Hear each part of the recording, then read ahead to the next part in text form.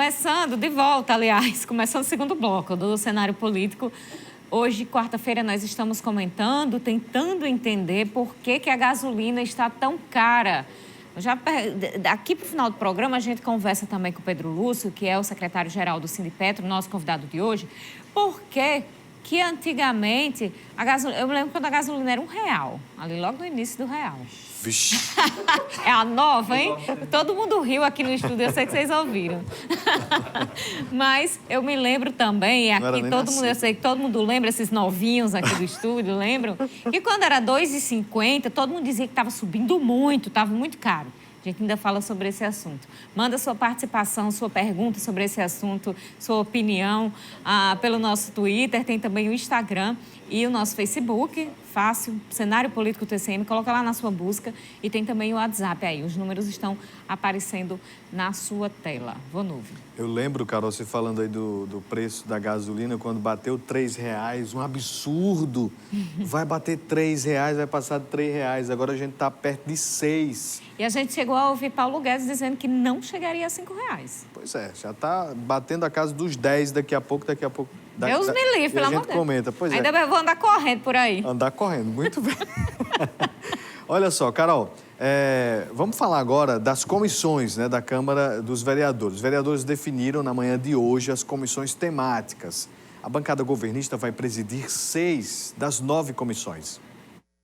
A sessão foi interrompida por quase 2 horas. Os vereadores definiram as comissões a portas fechadas. O presidente da Câmara se reuniu com a bancada governista e com a oposição.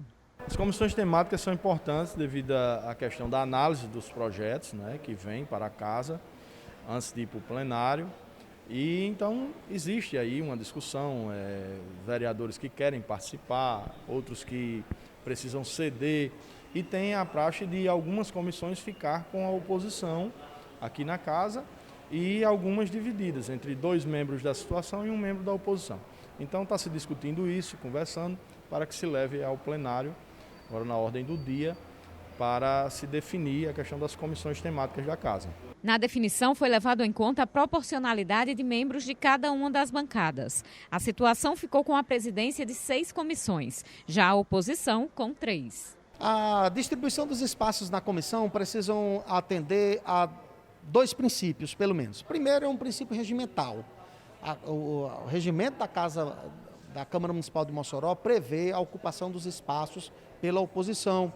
Esses espaços são distribuídos, inclusive nas presidências de comissão, que é um princípio que sempre foi respeitado na casa. Mesmo em momentos de grande afloramento, de discussões, de tensão, esse princípio foi respeitado. O vereador governista Haélio Araújo foi anunciado presidente da Comissão de Constituição, Justiça e Redação da Câmara Municipal. Realmente eu fiquei como presidente da CCJ, né? É uma comissão importante, é a mais importante que tem. Um pedido do prefeito e eu atendi prontamente. Estou aqui para fazer um trabalho, se Deus quiser, um trabalho correto, um trabalho que venha trazer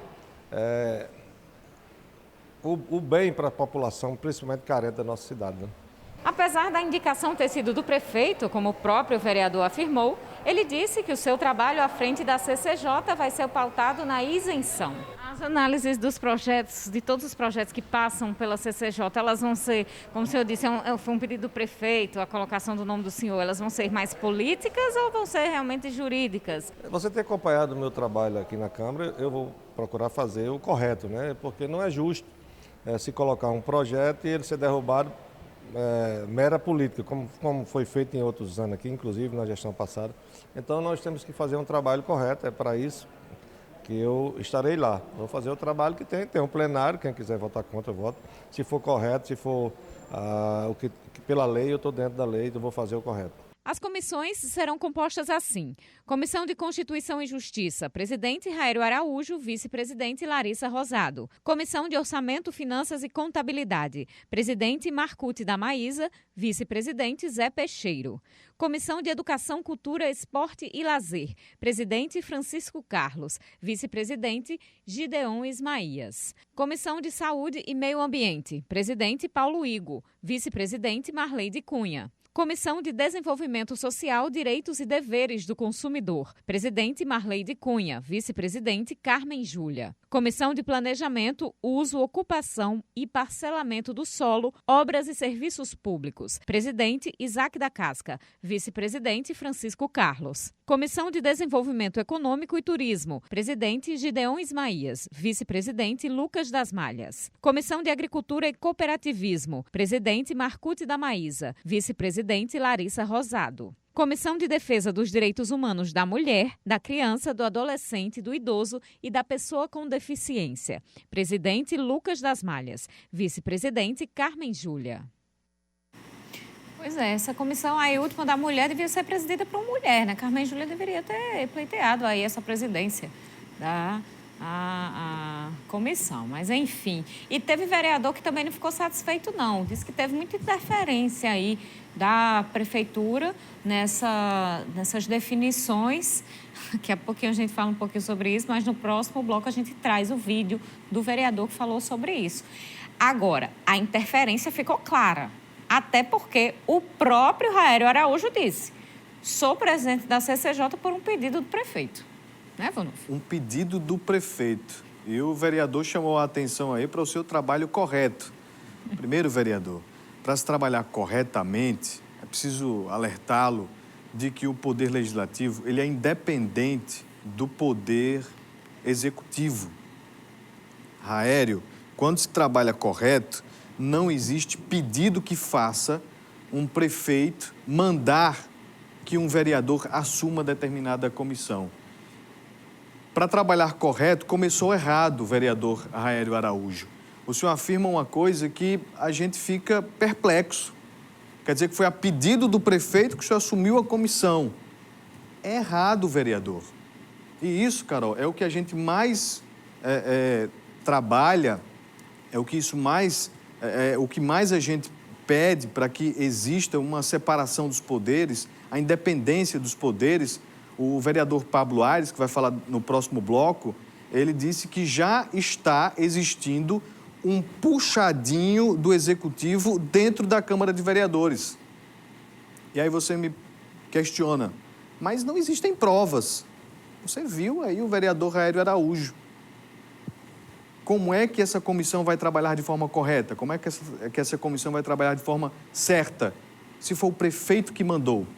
O prefeito está mandando em tudo agora, até na Câmara. Seria bom que a independência entre os poderes não fosse só teoria, né, Vanuf? Então, vamos seguir aqui com o nosso assunto de hoje, com o Pedro Lúcio, secretário-geral do Sindipetro.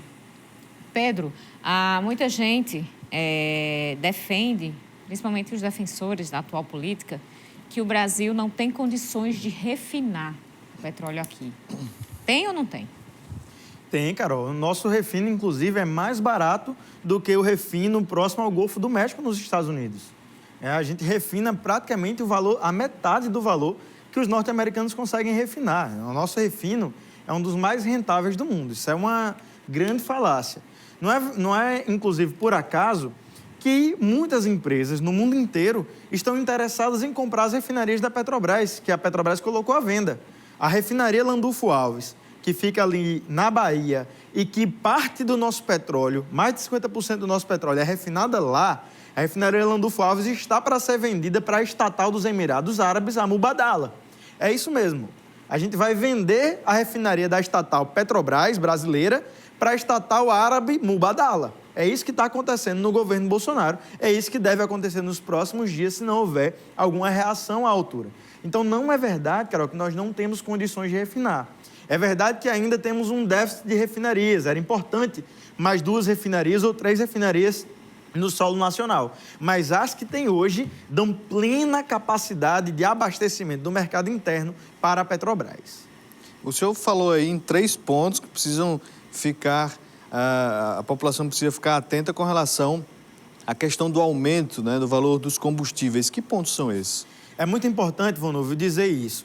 A política de preço da Petrobras, que leva a gasolina a estar 5,20, 5,30 agora aqui em Mossoró, Ela é uma política que leva em consideração o valor do dólar e o valor do preço internacional do barril de petróleo. Isso poderia ser alterado, Carol, numa canetada de Bolsonaro, uma canetada. Isso é política interna da Petrobras, não precisa de aprovação no Congresso, não precisa de aprovação no Senado, não precisa de mais nada a não ser uma canetada do presidente da República. Por que ele não faz isso? São 3 motivos principais. O primeiro, Vonúvio, é pelo lobby das importadoras de derivados. São um grupo de empresas multimilionárias que constituíram uma associação chamada Abicom no Brasil e que faz o lobby para que a Petrobras suba o preço dos derivados. Por que eles fazem isso? Eles trazem gasolina, gás de cozinha e óleo diesel de fora do Brasil para vender ao povo brasileiro. Quanto maior o preço que a Petrobras cobra, maior serão os lucros dessas empresas multinacionais. O segundo fator é a pressão dos acionistas minoritários da Petrobras para que tenham maior lucro e dividendo no menor prazo. Então você deixa em detrimento dos interesses do povo brasileiro, considerando o maior lucro no menor prazo para esses acionistas. Quem são eles, Vonúvio? São os bancos, meia dúzia de famílias entre o Rio, São Paulo e Brasília e os Estados Unidos. São esses os acionistas minoritários, em detrimento dos acionistas majoritários, que é o povo brasileiro.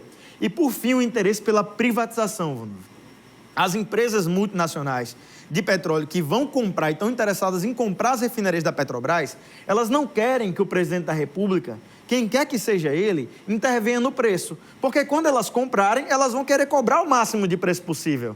Não vão querer uma interferência da Petrobras nesse preço. Então, isso tudo, esses 3 fatores, puxam o preço para cima. E aí a gente tem uma especulação do presidente, que é zerar os impostos estaduais. Depois a gente pode comentar se isso resolve ou não. E tem a nossa alternativa, que é alterar a política de preços da Petrobras. A gente inclusive escuta muitos brasileiros reclamando do preço e dizendo e justificando que é porque pagamos muitos impostos. E aí, resolve ou não resolve se forem baixados os preços desses impostos? Olha, os impostos, eles são uma fração do valor final. Não existe imposto de R$1, R$2, R$3. O imposto é uma fração, Vonúvio. Aqui no Rio Grande do Norte, o ICMS sobre os combustíveis, a gasolina especialmente, é 29%. Então, se o preço da gasolina for R$1, o valor final vai ser R$1,29. Se for R$2, vai ser R$2,58.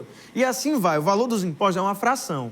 E, Carol, é uma mentira que zerar os impostos vai resolver, ou aumentar, resolveria, ou mudaria alguma coisa. Porque o imposto é o mesmo desde a época que você falou, Carol, que a gasolina era R$2,50. Então, como é que o mesmo imposto era possível vender a R$2,50 e hoje esse imposto virou o vilão? Isso é uma mentira. Zerar esse imposto faria uma única coisa, Vonúvio. Se o Rio Grande do Norte zerasse hoje e aceitasse o desafio de Bolsonaro, amanhã ele mandava a Petrobras aumentar o preço de novo. Porque o mercado não pode perder. Isso tem que ficar muito claro para todo mundo.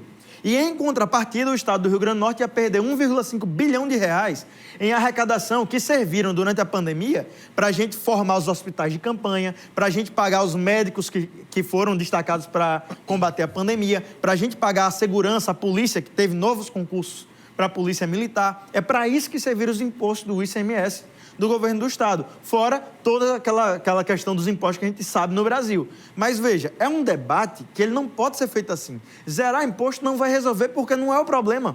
Quando era R$2,50 era o mesmo imposto. A solução, Carol, é alterar a política de preço da Petrobras e considerar o preço nacional. O petróleo não é nosso, a mão de obra é nossa. Eu sou funcionário da Petrobras e recebo em real. Eu não vendo para brasileiros, refino no Brasil em 13 refinarias da Petrobras. Por que o petróleo brasileiro, a mão de obra brasileira, o mercado consumidor brasileiro, e eu estou vendendo a preço de dólar? Se alguém puder justificar isso de alguma forma, por favor, manda uma mensagem aqui para o cenário político que eu quero ouvir, porque isso não tem condições, não tem parâmetro em lugar nenhum no mundo. O brasileiro que produz petróleo pagar o mesmo valor do holandês que não produz uma gota. Vamos então fazer um intervalo, daqui a pouquinho a gente volta com mais cenário político.